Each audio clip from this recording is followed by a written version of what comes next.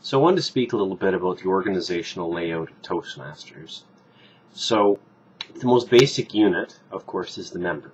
The member is the most important part of what we do. And members are part of clubs. And of course a member can be part of one club, two clubs, as many clubs as they want, as many clubs in the world as they want. So clubs belong to areas. So generally speaking, there are 4 or 5 clubs that are in an area, and a club, for your reference, is usually about 20 members.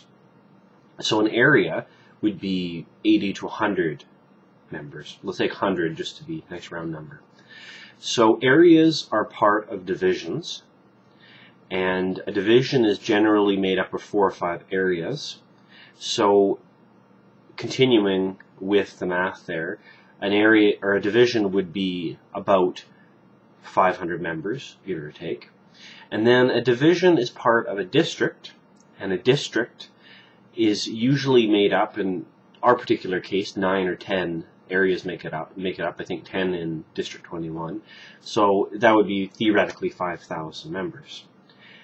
Districts are part of regions, regions of course being larger, and that essentially is the layout as far as that's concerned. So to put these into geographic terms, the club that I'm part of, Club 3081, is one of 8 clubs in Prince George at the moment. And the area that we're part of, which is Area 41, is made up of 5 clubs, which is a chunk of Prince George, Quesnel, Williams Lake, basically. The division that we're part of is northern British Columbia, so that's basically from 100 Mile North. The district that we're part of would be the entire province of British Columbia, and the region that we're part of would be the western part of North America, so including the United States. So you can see that regions are quite large, they shrink all the way back down to clubs. Now, all the way through this, of course, everything is everything is run democratically, or at least we try to run things democratically. So at the club level, we have an executive team basically that's elected by the club, generally elected yearly. Some clubs do it twice a year, and they help to kind of run the club. The clubs all get together, or more precisely, there's what's called an area council formed, which is made up of 3 of the members of each of the clubs, the presidents, the vice president education, the vice president membership, and they together, as a whole, will elect an area governor who will represent them. The area council and the area governor together will help to run the area and the 5 clubs that make it up. Now, next level above them, there's a division governor. It's generally elected yearly. And that division governor theoretically has a team of people that assist them as well. Although generally from what I've seen, it's usually one division governor along with the local area presidents. There's not so much of the executive on that side of things. When you get up to the district level, you start to see the executive again. So you've got a district governor. You usually have a lieutenant governor education and a lieutenant governor of marketing.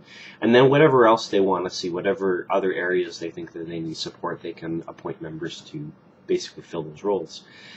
Up at the region, I know there is a board of directors. I know there are different presidents. I don't know that end of things quite so much. That's a bit beyond my pay grade, so to speak. So I can't speak to that so much.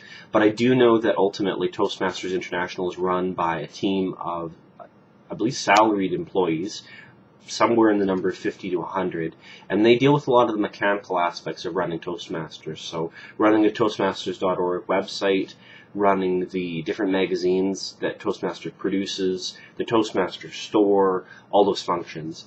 And although we do try to run things democratically, basically the rules come from the world headquarters, from that group of salaried employees as well as the board of directors that basically runs Toastmasters. And they're the ones that